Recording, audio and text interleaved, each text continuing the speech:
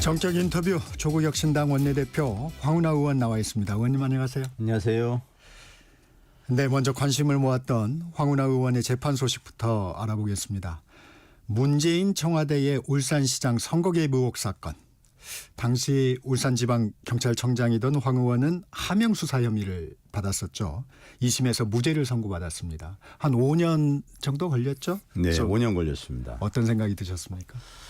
지난 5년 세월을 돌이켜보면 참 잔인한 그런 세월이었고 인고의 세월이었고 그랬는데 어쨌든 2심 항소심에서 재판부가 현명한 결정을 해 주셔서 뭐 큰 시름을 덜게 되었죠. 사실 그동안 발에 무거운 족쇄를 달고 다니는 것처럼 네. 늘 굉장히 좀 마음이 무겁고 또 거의 정상적인 일상적인 그 활동이 잘 안 되는구나 생각할 정도로 심적 부담이 컸었죠. 네. 누명을 쓰고 것만 해도 억울한데 누명을 쓰고 재판받는 것만 해도 억울한데 이것이 법원에서 현명한 판단을 안 해주면 이게 또 1심에서처럼 이제 유죄 판단이 나오면 그러면은 이 억울함을 어떻게 풀어야 하나라는 그런 생각이 머릿속을 떠나지 않기 때문에 굉장히 심적 부담이 컸었죠. 그래서 우선은 재판부의 좀 현명한 결정, 정의로운 판결에 감사드리고 또 저의 무죄를 믿고 응원해 주신 많은 뭐 지역의 유권자분들이나 네. 저의 동지들이나 이런 분들이 저의 1심의 유죄 판결에도 불구하고 이 사건은 애초에 실체가 없는 사건이고 검찰이 보복 기소를 한 것이고 정치 기소를 한 것이고 검찰권의 전형적인 남용 사건이고 하기 때문에 무죄 판결을 받는 것이 되는 것이 너무 당연하다라고 응원해 준 분들에게 감사드립니다. 근데 네. 이 5년이 걸린 거에 대해서 일각에서 1심이 4년 걸렸고 이제 2심이 1년 정도 걸린 거거든요. 네. 그런데 일각에서 특히 국민의힘 쪽에서는 1심 4년 걸린 것이 이 재판부가 그렇죠. 신속한 재판을 안 하고 지연시킨 거 아니냐라는 네. 그런 비판도 있었습니다만은 네. 재판부는 일주일에 한 번씩 재판을 진행하면서 최대한 빨리 재판을 진행하려고 했었고 그리고 어쨌든 재판부가 할 수 있는 가장 빠른 방법으로 재판을 진행한 것인데 검찰이 어마어마하게 많은 숫자의 증인을 신청한 겁니다.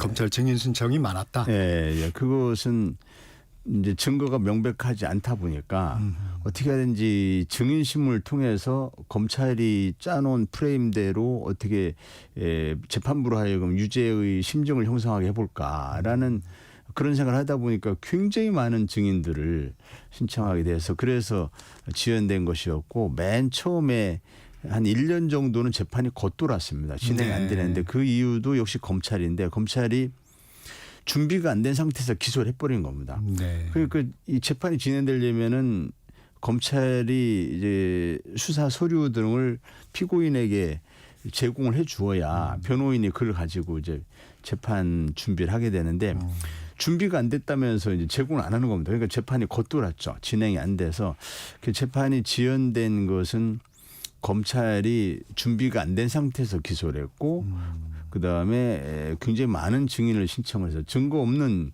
사건을 유죄를 만들려다 보니까 굉장히 많은 증인을 신청해서 재판이 지연된 것이었죠. 굉장히 저로서는 빨리 진행이 돼서 빨리 이러한 누명을 벗고 싶었지만 5년의 긴 세월이 걸려서 그래서 검찰에 대해서 반드시 책임을 물어야 된다 생각하고 있습니다. 네, 재판이 오래 걸린 부분도 해명을 좀 해주셨습니다. 네. 검찰에서는 예상대로 상고를 예고했어요. 아마 항소심에서도 서로 공방이 있었을 텐데 검찰의 상황을 보면 체증 법칙을 위반하고 심리도 미진했고 대법원 판례에 저촉된다. 이렇게 상고 이유를 얘기하고 있는데 어떻게 보세요? 검찰은 상고를 할 게 아니라 반성하고 또 내부적으로는 감찰 조사를 통해서 책임을 물어야 되고 그리고 국민들에게 정말 석고대죄를 해야죠. 이 사건 수사 과정에서 2명이나 극단적인 선택을 하는 일이 있었습니다. 네. 이게 잘 안 알려져 있는데 네. 한 명은 그 청와대 행정관, 즉 그 검찰 수사관 출신이었던 청와대 행정관이 검찰 수사를 받다가 극단적 선택을 했고 또 한 명은 노동자가 역시 검찰 수사를 받다가 그 사람은 검찰 수사의 피해자로서 그러니까 본인이 수사 대상이 된 것이 아니라 검찰의 고발 사주에 의해서 이걸 고발해라. 그래서 그거에 대한 심적 압박을 못 견디고 자살했거든요. 아, 관련 인물은 아닌데. 아니 관련 인물이죠. 이 사건의 관련 아, 인물. 예. 이 사건의 관련 인물이죠. 그러니까 이 사건을 검찰이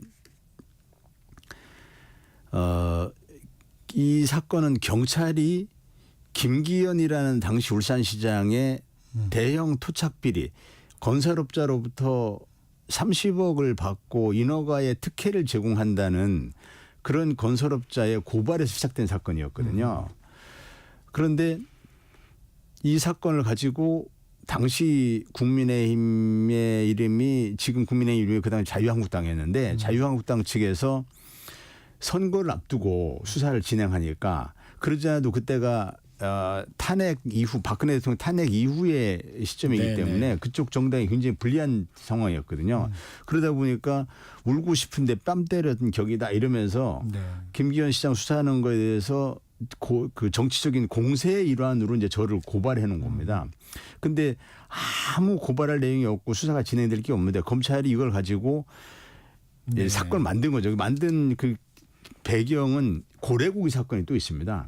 고래고기 사건. 내용들은 이제 조금 저희가 이미 알고 있으니까. 네, 네. 그래서 그 고래고기 사건에 대한 보복에서 이게 시작된 거거든요. 그러다가 나중에는 검찰 개혁을 이게 무산시키려고 하는 윤석열 당시 검찰총장, 윤석열 검찰총장이 그 당시 이성윤 중앙지검장이 이거 기소하면 안 된다. 황운하라는 특히 조사도 한번 안 해보고 기소를 결정을 했기 때문에 조사도 한번 안 해보고 기소하는 게 어딨냐 하면서 반대했는데도 불구하고 윤석열 총장이 내가 책임진다면서 기소를 명령한 사건이었거든요. 그래서 전형적인 보복 기소, 전형적인 정치 기소인 사건입니다. 이에 대해서 검찰은 정말 석고대죄하고 그다음에 물론 이제 아직 대법원 확정 판결은 네. 나기 전입니다만은 네. 이에 대해서 대법원 확정 판결 이후에 저는 검찰에 대해서 응분의 책임을 물을 겁니다. 그리고 마땅히 책임을 져야 합니다. 네. 그런 검찰이 무슨 물론 기계적으로 상고를 해왔지만 상고 운운하는 것은 좀 뻔뻔한 일이죠. 네.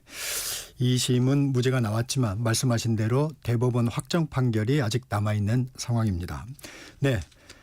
조국 혁신당 출범부터 하여튼 검찰 개혁을 좀 내세웠습니다. 지금은 좀 어떻게 진행이 되고 있나요? 네, 검찰 개혁은 조국 혁신당이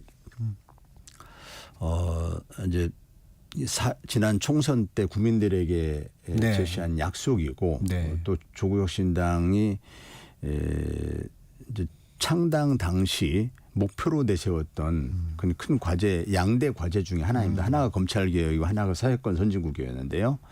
그래서 검찰 개혁을 국회 개원 22대 국회 개원 이후부터 본격적으로 입법을 준비를 해서 그래서 검찰 개혁 4법 네. 내용은 검찰의 수사권을 완전히 폐지하고 네. 검찰을 공소청으로 전환하고 검찰이 맡고 있던 중대 부패 비리 사건은 중대범죄 수사청을 통해서 중대범죄 수사청을 새로 만들어서 네. 그래서 중대범죄 수사청을 신사를 하고 검찰은 공소청을 전환하고 그런 내용을 골자로 하는 이른바 수사기소 분리하는 그런 법안을 준비해서 지금 그 발의를 해놓은 상태입니다만 네. 현실적으로 이제 민주당이 이 부분을 입법 추진을 해야 입법이 가능한데 네. 민주당도 이 22대 국회 초기에 굉장히 강도 높게 네. 또 그 아주 뭐 신속하게 이 검찰개혁 법안을 만들겠다고 TF도 구상하고 했는데 네. 민주당이 무슨 이유에서인지 당론으로 채택될 것이라고 알려져 있었는데 당론 채택을 보류하고 현재는 답보 상태에 있습니다. 네, 그래서 검찰개혁법이 법사위에 계류된 상태로 있는데 저는 이 검찰개혁법이 이번 울산 사건도 그렇지만 네. 잘못된 검찰제도가 근본적 원인이거든요. 수사기소가 분리가 안 된 것이 근본적 원인이 되거든요. 김기현 의원도 이 수사기소 분리 안 된 것 때문에 사실은 단죄받아야 될 사람이 김기현이었는데 지금 피해자 코스프레 해가면서 본인이 마치 피해자인 것처럼 이렇게 하고 있거든요. 그래서 이런 모든 원인이 다 수사기소 분리가 안 된 탓이기 때문에 이렇게 수사기소 분리 법안이 빠른 시간 내에 국회를 통과해야만이 이러한 억울한 피해자들이 이제 뭐 더 이상 나오지 않도록 되는 것이고 그래서 이 검찰개혁법이 조기 대선이 이루어진다면 조기 대선 전에 왜냐하면 대통령의 새로 취임을 누군가 하게 되면 그 빠른 그러니까 대통령 취임 후에 곧바로 검찰 개혁을 추진하기 여러 가지 부담이 따르거든요. 사회적한 뭐 민생 현안, 경제 현안 등이 있기 때문에 그래서 이번 대선 전에 조기 대선이 있다면 조기 대선 전에 검찰개혁 입법이 마무리돼야 한다. 네, 그렇게 생각하고 있고 민주당과 조국혁신당이 뭐 뿐 아니라 다른 야당이나 다른 시민사회단체까지 포함해서 민주 진보 진영의 연합 세력을 만들어서 이번 대선을 조기 대선이 있다면 그러면은 이른바 내란 세력 대 민주 진보 연합 세력 또는 민주 헌정 수호 세력으로 구도를 형성해서 연합군을 이쪽을 형성을 해야 하는데 이때 연합군이 형성되려면 명분이 있어야 되는데 조국혁신당이 내세우는 가장 첫 번째 명분이 검찰개혁 입법입니다. 네. 네. 그러한 정책 연합을 통해서 이제 하나의 연합 세력을 구축할 수 있겠다. 이렇게 생각하고 있습니다. 네. 아직은 민주당이 좀 적극적이지 않은 부분이군요. 지금 말씀 나온 김에 조국혁신당에서는 야권의 내란 종식과 헌법 수호를 위한 원택 회의를 좀 제안을 했어요. 민주당은 수용을 했는데 다른 야당도 또 함께하는 야당이 있습니까? 현재 실무 회의가 진행 중에 있는데요. 네. 그래서 어느 야당이 추가적으로 참여할지 여부는 조금 더 지켜봐야 됩니다. 네. 현재는 조국혁신당의 제안을 민주당이 수용을 해서 조국혁신당과 민주당이 좀 적극적으로 좀 실무 회의가 진행되고 있는 상황입니다. 네. 여기에 이제 다른 야당들 뭐 특히 개혁신당이 들어오느냐 안 들어오냐 이런 부분도 좀 관심의 대상이 되고요. 네. 그다음에 뭐 진보당, 사회민주당, 기본소득당 등 여러 야당 등이 있거든요. 그런 정당들이 이제 참여하느냐 여부가 아직 최종 결정되지 않았고 그다음에 이제 그렇게 정당들이 참여한 이후에는 또 시민사회도 참여해야 되거든요. 네. 애초에 원탁회의 취지는 정당 플러스 시민사회에서 민주 진보 진영의 연합 세력이거든요. 아, 정당만이 아니군요. 예. 그래서 그런 데까지 참여하는 그러한 그 민주 헌정 수호 세력 연합파 다수파를 만들려는 그런 취지이기 때문에 이제 다 그렇지만은 뭐 조기 대선이 있다면은 이게 일정이 좀 빠르게 진행이 돼야 됩니다. 네. 예, 그래서 뭐 정책 연합도 해야 되고 그 다음에 이제 후보 문제도 또 논의를 해야 되고 하기 때문에 바쁘거든요. 아, 이게 조기 대선 상황이 오면은 야권 후보 단일화 이런 부분까지도 논의가 될 수 있다는 원탁 거죠. 테이블에 당연히 그걸 염두에 두지 않겠습니까? 민주당이 참여한 것은 그걸 염두에 두고는 것이죠. 그래서 그렇게 되려면 시민사회도 좀 들어오고 이래야 되는데 그렇지만은 일단은 정당끼리 출발을 하고 그다음에 시민사회가 추가로 합류하는 그런 방식으로 진행될 듯하고 다음 주 중에 일단 참여하는 정당이 어떤 정당일지 확정은 안 됐지만 대부분의 정당이 참여하지 않을까 이렇게 지금 예상하고 있고요. 네. 그러면 다음 주 중에 일단 원탁회의 출범을 할 예정에 있습니다. 그렇군요. 네, 정치 현안도 좀 여쭤보겠습니다. 윤석열 대통령 탄핵 심판 어제 6차 변론이 있었는데 윤 대통령은 홍장원 전 국정원 1차장, 곽종근 전 특수전 사령관이 탄핵 공작의 시작이다 이렇게 얘기를 했습니다. 어떻게 들으셨어요? 윤 대통령이 지난 체포영장 또 구속영장 그런 과정에서도 본인의 법기술을 총동원해서 그걸 막아보려고 했는데 결국은 뭐 구속이 되지 않습니까? 그 지금 헌재의 탄핵 심판 과정을 지켜보면 이제 검찰 또는 뭐 경찰 등 수사기관 내에서 많이 이제 좀 회자되는 얘기가 1도 2부라는 얘기가 있거든요. 뭔 사건이 적발이 되면, 뭔 사건이 터지면 첫 번째는 도망가라. 두 번째는 도망가다 잡히면은 부인해라. 예, 그런 불문율 또는 그런 게 있습니다. 예, 그런 얘기가 있는데 윤 대통령이 전형적인 그 정도의 자범 수준의 행보를 보이고 있어 매우 실망스럽습니다. 지난번에도 체포영장, 구속영장 때도 뭐 여러 가지 그 어떤 네네. 궤변을 늘어놓으면서 부당하다 했지만은 결국 영장이 발부되었고 집행이 되었지 않습니까? 이번 헌재 심판 과정에서도 윤 대통령에게 가장 충성스러운 사람들이었기 때문에 군의 고위 장성까지 승진할 수 있었겠죠. 네. 예. 그것도 아주 그 중요한 부대의 책임자를 맡은 사람들이었고 네. 또 국정원의 차장을 맡은 사람이었고 네. 이런 사람들이 그 대부분 홍장원이나 뭐 곽종근이나 이런 분들의 얘기들이 내란 직후 초기에 나왔던 이야기거든요. 네. 상식적으로 법지식이 없는 분들이 하더라도 사건 초기에 나왔던 진술이 신빙성이 높습니까? 한참 지난 뒤에 이것저것 생각해보고 이것저것 영향을 받은 뒤에 나온 진술이 영향이 있습니까? 그래서 이건 처음에 나온 진술이 신빙성이 높은 거거든요. 맨 처음에 이것저것 생각 없이 그 물어볼 때 그때 그런 일이 있었어요 라고 대답하는 것이 이게 뭐 법원에서도 그것으로 가장 증거 가치가 높다고 보거든요. 그래서 홍장원이나 곽종근이나 또는 이진우나 이런 사람들이 핵심 증인들인데 이 사람들이 사건 초기에 진술했던 내용들 이 진술이 사실이라 봐야죠. 이것을 윤 대통령이 거짓과 궤변으로 부인하려고 하지만 대통령답지 못한 것이고 검찰총장을 여기만 대통령답지 못한 것이죠. 그래서 좀 본인이 인정할 건 인정하고 예컨대 정치적인 목적으로 자신의 계엄이 정당했다라고 네. 주장을 할 수는 있어요. 네. 예, 그러나 뻔한 사실관계를 부인하는 것은 너무 좀 뭐 자범 수준으로 스스로를 떨어뜨리는 일이다. 네, 황 의원님. 이진우 전 수방사령관 네. 그리고 어제도 이제 김현태 특수전사령부 707 특임단장 이런 분들은 초기에 발언하고 이 탄핵 심판에 나와서 발언하고 지금 엇갈리고 있어요. 이런 부분은 좀 어떻게 보세요?